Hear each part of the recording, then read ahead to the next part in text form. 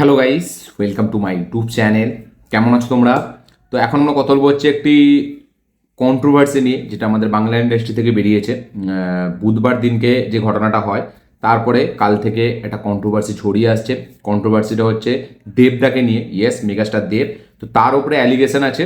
একটা আর্টিকেলস বেরিয়েছে একটা থেকে, ঠিক আছে, যেখানে বলা হচ্ছে যে দেব নাকি বুম্বাদা মানে হচ্ছে প্রসেনজিৎ চট্টোপাধ্যায় এবং জিদ্দাকে, বাকি আরও এই যে স্ক্রিনিং কমিটি আছে, যেখানে একটা বৈঠক ডাকা হয়েছিল বুধবারে, ঠিক আছে। তো সেই বৈঠকে সে নাকি মানে যে দেবদা নাকি বুম্বাদাকে, জিদ্দাকে, আমাদের আরও প্রিয়া সেনগুপ্ত, ঠিক আছে, তো সবাইকে নাকি খুব ছোট করেছে, খুব উল্টোপাল্টাভাবে কথা বলেছে। এই আর্টিকেলটাই সেটাই মেনশন করা হয়েছে এবং তারপর থেকে বিভিন্ন রকম জল্পনা তৈরি হয়েছে, ঠিক আছে, স্পেকুলেশন প্রচুর হচ্ছে এবং এটাকে নিয়ে কন্ট্রোভার্সি হচ্ছে। দেবকে ছোট করা হচ্ছে যে দেব এইরকমভাবে কেন কথাবার্তা বলেছে প্রসেনজিৎকে, দেবকে, প্রিয়া সেনগুপ্তকে, এবং সেখানে আরও অনেকজন ছিল, ঋতুপর্ণা সেনগুপ্ত, বনি সেনগুপ্ত, বাট মেনশন করা হচ্ছে দেব, জিৎ এবং প্রিয়া সেনগুপ্তকে নাকি দেব এই কথাগুলো বলেছে। তো কি ঘটেছিল বুধবার রাতে, এই আর্টিকেলটাই যেটা বেরিয়েছে, তাদের যে মতামত, তারা যেটা লিখেছে, সেটাই আপনাদের সামনে শেয়ার করবো আমি। এখানে দেবদার তরফ থেকে বা প্রসেনজিতের তরফ থেকে বা জিদ্দার তরফ থেকে কোনো অফিসিয়াল স্টেটমেন্ট বেরোয়নি, বাট এই যে আর্টিকেলটা, একটা নামী পত্রিকা, ঠিক আছে, তাদের তরফ থেকে এই আর্টিকেলটা বেরিয়েছে, যেখানে পুরোপুরি বোঝা যাচ্ছে যে দেবের সব দোষ, তাদের মতামত, ঠিক আছে, তারা সেখানে শেয়ার করেছে সেই আর্টিকেলটাই। এবং সেই আর্টিকেলটা আসার পর থেকে অনেকজন অনেক ভিডিও বানিয়েছে। তো আমি ভাবলাম এটা কথা বলাটা দরকার এটা নিয়ে। এবার সব থেকে প্রথম কথা, চলুন ভিডিওটা স্টার্ট করা যাক। সব থেকে প্রথম কথা, আমি বাংলা সিনেমা সত্যি বলছি আমি দেখি না, খুব একটা দেখতে পারি না, কারণ আমি এমনিতেই কাজ করি, কাজ করে এসে ভিডিও বানানো, তারপরে প্রত্যেকটা সিনেমা দেখাটা আমার পক্ষে ইম্পসিবল টাস্ক হয়ে যায়। আমার বাড়ির কাছে সিনেমা হল হয়েছে রিসেন্টলি, বাট তাও আমি ফাইন্যান্সিয়াল দিক থেকে অতটা স্ট্রং না যে আমি প্রত্যেকটা ফ্রাইডেতে প্রত্যেক কটা সিনেমা দেখবো, কারণ সিনেমা তো আর একটা ফ্রাইডেতে একটা রিলিজ হয় না, অনেকগুলো সিনেমা রিলিজ হয়। তো আমি ফাইন্যান্সিয়াল দিক থেকেও অতটা হেভি না যে আমি প্রত্যেকটা সিনেমা দেখতে যাবো টিকিট কেটে, বাংলা হিন্দি সব একসাথে না, আমার সেটা হয় না। যেই সিনেমাগুলো আমার দেখার খুব ইচ্ছা জাগে, আমার মনে একটা এক্সাইটমেন্ট জাগে, একটা অ্যান্টিসিপেশন জাগে, সেই ফিল্মগুলো আমি ঠিক দেখতে যাই এবং সেগুলো আমি দেখে আমার রিভিউ দিই, সঙ্গে সঙ্গে শেয়ার করি। এবং অনেক ফিল্ম তো এরকম আছে যে দেখতে যাওয়ার প্ল্যানিং হয়েছে, টাকা পয়সাও আছে, বাট টাইমের কারণে সেটা আমি করতে পারিনি, বিকজ অফ আমি ফ্রি টাইম থাকি না, আমার হাতে কাজ থাকে। বাড়িতে এসে আমি অনেক কাজ করি, আমার মানে আলাদা অন্য ভিডিও কাজ আছে, সেগুলো করি, কাজে যাই আসি, তো অনেক থাকে। তো বাংলা সিনেমা মানে সত্যি বলছি আমি খুব একটা সচরাচর দেখি না, এবং যেহেতু বাংলা সিনেমা মানে কি বলবো, মানে বিভিন্ন ওয়েবসাইটে অতটা সহজে মানে ডাউনলোড করাও যায় না খুব একটা হেভিভাবে, এবং সব ধরনের সিনেমা থাকে না। যেরকম একটা হিন্দি সিনেমা, হলিউডের সিনেমা আপনি বিভিন্ন সাইট থেকে ডাউনলোড করে দেখতে পারবেন বাড়িতেও, মানে যদি সিনেমা হলে নাও দেখতে পান, বাট আপনার এই বাংলা সিনেমা কিন্তু আপনি সচরাচর পাবেন না, এবং খুব এইচডি ভার্সানও সেটা থাকে না খুব ভালো কোয়ালিটিতে, এবং আমি ভালো প্রিন্ট ছাড়া সিনেমা দেখি না, এবং যতক্ষণ না ওটিটিতে রিলিজ হয়। এবং বাংলা সিনেমা ওটিটিতে হইচয়ে রিলিজ হয় প্রত্যেকটা সিনেমা, বাট হইচয়ের সাবস্ক্রিপশন আমার কাছে নেই, আমি নেওয়ার চেষ্টা করেছি অনেকবার, বাট যেহেতু প্রাইসটা অনেক হাই আমি নিতে পারিনি। বাট আমি তাও এখন সেই রেসে আছি যে যেন আমি প্রত্যেকটা বাংলা সিনেমা দেখতে পারি, ঠিক আছে। তো সেইটা আমি যাই হোক করে একটা চেষ্টা লাগিয়েছি, যদি হয়তো খুবই ভালো হবে। বাট আমি আমার রিভিউ আপনারা দেখে নেবেন আমার ভিডিওতে, যে বাংলা সিনেমার রিভিউ কিন্তু আমার ফিল্ম চ্যানেলে অতটা থাকে না, এবং আমি যেই সিনেমাগুলো দেখতে পারি সেগুলো আমার ডিজিটাল প্ল্যাটফর্মের মাধ্যম দিয়ে হোক বা ডাউনলোড করে হোক বা থিয়েটারে গিয়ে হোক, আমি সেগুলো রিভিউই করি। এবং তার মধ্যে বেশিরভাগটা আমি সাউথ, হিন্দি এবং হলিউডের সিনেমাই থাকে আমার চ্যানেলের মধ্যে। বাট যে আপডেট বাংলা ইন্ডাস্ট্রি নিয়ে যে কন্ট্রোভার্সি বা কি চলছে, কোন সিনেমা রিলিজ হচ্ছে, কি ফ্রাইডেতে কি সিনেমা রিলিজ হলো, কোন ডিরেক্টরের আপকামিং ফিল্ম, সেইগুলো সব সময় আমার কাছে সব আপডেট থাকে, যে কোন সিনেমা বাংলা থেকে আসছে, কোনটা কবে রিলিজ হচ্ছে, সৃজিত মুখার্জির সিনেমা কখন রিলিজ হচ্ছে, দেবদার কখন সিনেমা রিলিজ হচ্ছে, আমাদের এসবিএফ এর কখন রিলিজ হচ্ছে, আমাদের অভিজিতের বেঙ্গল টকিসের কখন রিলিজ হচ্ছে, ক্যামেলিয়া প্রোডাকশনের কখন রিলিজ হচ্ছে। তো খবর সব কিছুই থাকে আমার কাছে, বাট আমি সিনেমাটা দেখতে পারি না। এবার আসি মেন টপিকে। অনেক ফালতু কথা বলে ফেললাম, ঠিক আছে, মানে অনেক বাইরের কথা, বাট এই কথাগুলো কোথাও না কোথাও গিয়ে আমার ভিডিওর সাথে জুড়ে আছে, যার কারণে আমি এগুলো শেয়ার করলাম। এবার কথাটা হচ্ছে, আমি সচরাচর সব কন্ট্রোভার্সির বাংলাতে নিয়ে আমি ভিডিও বানাই না, ঠিক আছে। এবং আমি এখনো পর্যন্ত আমার মনে আছে যেগুলো বানিয়েছি সেগুলো দেবদার ভিডিও থেকেই বানিয়ে, মানে দেবদাকে নিয়ে ভিডিও, মানে কন্ট্রোভার্সি নিয়েই বানিয়েছি। তো বুধবার যেটা ঘটেছে, এম্পার যে অফিসে মানে ওই যে বৈঠকটা ডাকা হয়েছিল স্ক্রিনিং কমিটির দিক থেকে, এবং বাংলাতে একটা স্ক্রিনিং কমিটি গঠন করা হয়েছে, আমরা সকলেই জানি যে কোন সিনেমা কখন রিলিজ হবে, সেটা এই কমিটি ঠিক করে দেবে যে একবার পুজো যদি কেউ আসে পরের বার পুজোয় সে আসতে পারবে না, বা এই 6 মাসের উইন্ডোতে কী কী সিনেমা রিলিজ হবে, বাকি 6 মাসের উইন্ডোতে কী কী সিনেমা রিলিজ হবে, সেই সব নিয়ে একটা কমিটি গঠন করা হয়েছে, যেখানে প্রিয়া সেনগুপ্ত সে তার সে অ্যাকচুয়ালি কাইন্ড অফ একটা নেতৃত্ব দিচ্ছে এরকম বলা যায়, ঠিক আছে। এবং সেখানে সবাই আছে, জিদ্দা থেকে শুরু করে প্রসেনজিৎ, সবার রায় সেখানে প্রয়োজন, সবাই সেখানে থাকে। এবার এবার বুধবারে যেটা ঘটেছে যে মানে এই স্ক্রিনিং কমিটিটা নিয়ে এটা কিন্তু দেবদা প্রথম থেকেই এটার বিরুদ্ধে, মানে সে এটার উপরে রাজি না, বিকজ অফ তার সিনেমা মানে ঠিক কখন টাইমে আসবে কখন টাইমে আসবে না সেগুলো তারা ঠিক করে দিচ্ছে, যেটা দেবদা পুরোপুরি সেটার বিরোধী। এবং এটা নিয়ে এর আগেও কথা হয়েছে, এটা নিয়ে এর আগেও দেবদা এটার বিরোধিতা করেছিল, ঠিক আছে। বাট তারপরে আবার সব একসাথে হয়ে বুধবারে যে মিটিংটা ডাকা হয়েছিল, লাস্ট আমার মনে আছে সংগঠন হয়েছিল কমিটির এই মিটিংটা, সেটা 27শে ডিসেম্বর একটা হয়েছিল। তারপরে এই মানে আমাদের এই এর দিনে 27শে জানুয়ারি একটা হলো, ঠিক আছে, না সরি 27শে জানুয়ারি না, 26, 27, 28শে জানুয়ারি। তো এইখানে যেটা এই আর্টিকেলটা যেটা মেনশন করেছে যে মানে সভা চলাকালীন, মানে এই যে মিটিংটা যখন হচ্ছিল সেখানে চলাকালীন মানে দেবদা অনেক কিছুতে সে মানে রাজি নয়, ঠিক আছে, অনেক স্লেট নিয়ে সে রাজি নয় যে এই সময় এই সিনেমা রিলিজ হচ্ছে, তার সিনেমা রিলিজ হচ্ছে না। তো এইসব নিয়ে কথা কাটাকাটি হতে হতে তো ফাইনালি দেবদা প্রসেনজিৎ দাকে মানে বুম্বা দাকে টার্গেট করে সে কিছু মানে যখন এই ঝামেলাটা হচ্ছিল, মানে ঝামেলাটা আস্তে আস্তে বাড়ছিল, তখন বুম্বাদা মানে হচ্ছে প্রসেনজিৎ দা একটা কথা বলে যে আমরা সবাই মিলে যদি এই জিনিসটাকে না করি তাহলে আমাদের ইন্ডাস্ট্রিরই ক্ষতি, এবং সবাই মিলে যদি এটাকে ভালোভাবে নিজেদের মধ্যে রেখে বিচার করে করি তাহলে ইন্ডাস্ট্রিরই লাভ। তো তখন দেবদা নাকি এটা কটাক্ষ করে মানে প্রসেনজিৎদার বিরুদ্ধে, বুম্বাদার বিরুদ্ধে, যে হ্যাঁ এখন তো তোমার কথাই শুনতে হবে, কারণ তুমি এখন পদ্মশ্রী টদ্মশ্রী পাচ্ছ, তোমার ফিল্ম বক্স অফিসে ভালো কালেকশন করছে, তোমার বাজার এখন, তো এই টাইপের নাকি মন্তব্য দেবের তরফ থেকে করা হয়। যেখানে আমরা সবসময় জানি যে দেবদা নাকি প্রসেনজিৎদাকে বুম্বাদাকে সবসময় নিজের বড় ভাই হিসাবে ভাবে, এবং তাদের বন্ডিং খুব স্ট্রং, এটা আমরা বারবার দেখেছি অন স্ক্রিন অফ স্ক্রিন।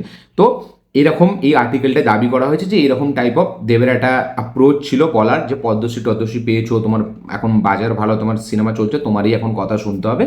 এবং ঠিক জিদ্দার সাথেও এইভাবেই কথা বলে দেব যে আমি তো টানা 2 বছর পুজোতে এসেছি, তো তুমি এখন হঠাৎ করে এসে জায়গা চাইছো, সেটা কি হয়? মানে জিদ্দার মানে দেবের বক্তব্য যে জিদ্দা নাকি হঠাৎ করে এসে এই পুজোর সময় তার যে আপকামিং ফিল্ম কেউ বলে বিপ্লবী কেউ বলে ডাকাত, সেই সিনেমাটা রিলিজ করবে পুজোতে, আমরা সকলেই জানি। তো তাই জন্য দেব নাকি তাকে এরকম মন্তব্য করেছে কথার মাধ্যম দিয়ে, যে তুমি 2 বছর পর এসে হঠাৎ করে জায়গা ধরে নিচ্ছ, এটা কি হয়? আমি 2 বছর ধরে আসছি।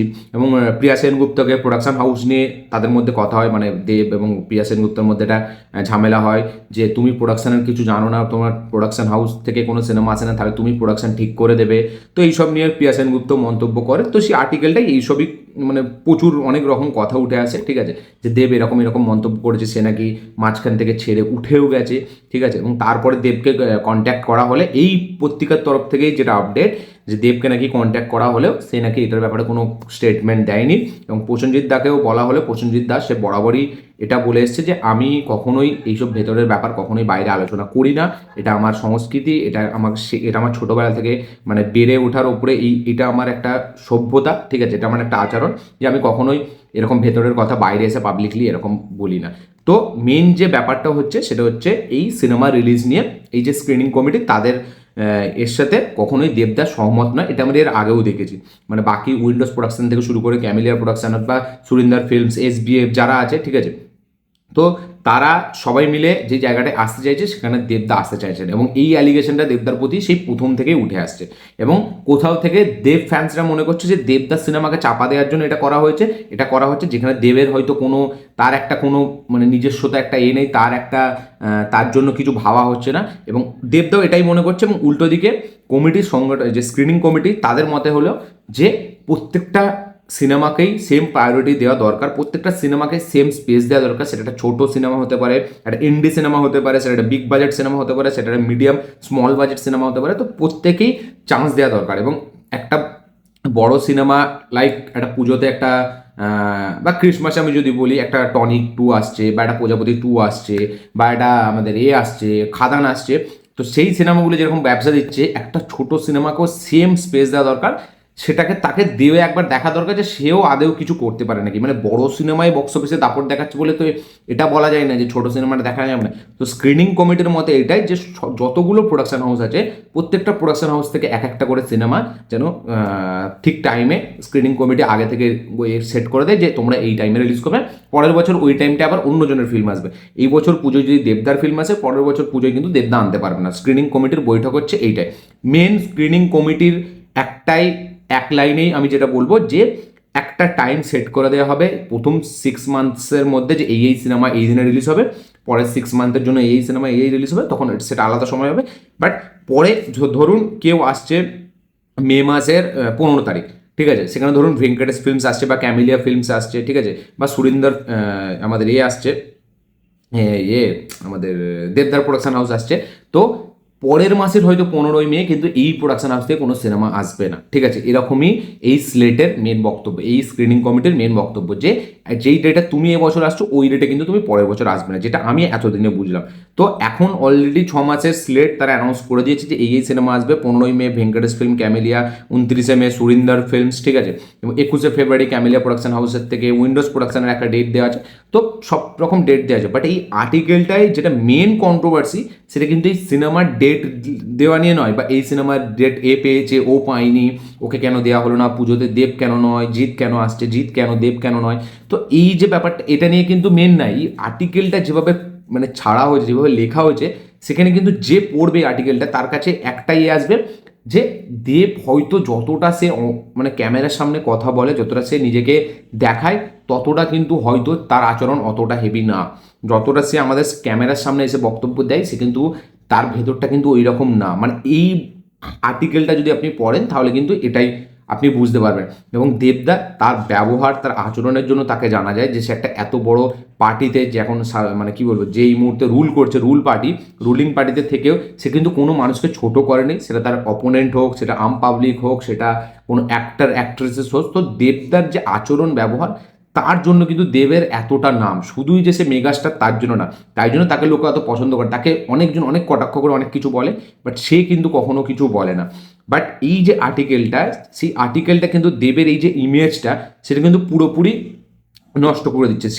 এই আর্টিকেলটা পড়ার পর কিন্তু অনেকের এটা মনে হতে পারে যে দেব যেটা দেখায় সেটা কিন্তু সে নয়, এবং হয়তো আস্তে আস্তে দেব নিজের এটা হারিয়ে ফেলছে, নিজের এটা মানে সে নষ্ট করে ফেলছে, যে সে হয়তো যখন দেখছে তার সিনেমা রিলিজ দেওয়া হচ্ছে তখন কিন্তু সে নিজের পাওয়ারটা দেখাচ্ছে।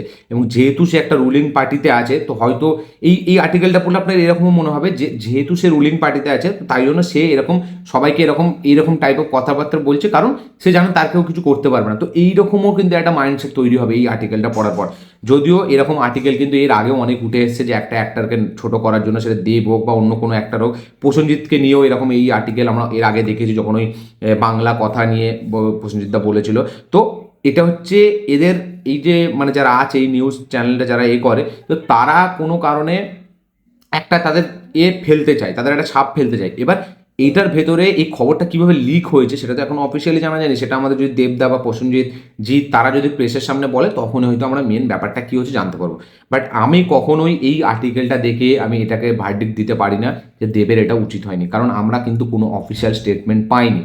বাকি সবাই অনেকে অনেক মন্তব্য করে দিচ্ছে, অনেকে দেবদাকে অনেক ছোট করে অনেক কথা বলছে, অনেকে বলছে যে সে মাথা নষ্ট করে ফেলছে, সে নিজের পাওয়ারে আছে বলে সেই সব কথা বলছে, ঠিক আছে, সে বড়দের সম্মান করতে জানে না। বুম্বাদার মতো অ্যাক্টার যে কিনা ডিকেড বাই ডিকেড সে আছে, সে পদ্মশ্রী অ্যাওয়ার্ড পেয়েছে, তো সেইখানে তাকে এইভাবে ছোটো করা, তো দেবের কোনো নেই। তো প্রচুর রকমের কমেন্টস, প্রচুর রকমের মানে কী বলবো, একটা কাইন্ড অফ ছোট ছোট লেখা উঠছে, লেখা আসছে। তো অ্যাকচুয়ালিতে যে অরিজিনালি কী হয়েছে সেটা কিন্তু কোনো অ্যাক্টারের তরফ থেকে অফিসিয়ালিভাবে এখন জানা যায়নি। তো সেটা জানার জন্য আমাদের ওয়েট করতে হবে। কোনো আর্টিকেল পড়েই কোনো অ্যাক্টারকে ছোট করে দেওয়া, আবার সেটা যখন পরে দেখতে পাবেন যে এটা হয়তো অ্যাকচুয়ালিতে হয়নি, এটা পুরোপুরি ভুয়ো, সেটার ব্যাপারে আবার করা, ন্যাকামো করা, বা আজকে দেব হয়েছে কালকে জিদ্দাকে নিয়ে এরকম একটা আর্টিকেল বেরোবে। তো এই আর্টিকেলগুলোর কাজই হচ্ছে মানে কি বলবো, শুধু নিজেদেরটা দেখা। নিউজ চ্যানেলগুলোর কাজই হচ্ছে শুধু এরকম দেখা। তারা কিন্তু পোক্ত খবরে বেশিরভাগটা সবসময় তারা স্পেকুলেশনে বেশি চলে, এবং তারা অর্ধেক জিনিস যেটা সত্যি না সেটাকেও রটিয়ে দেয়।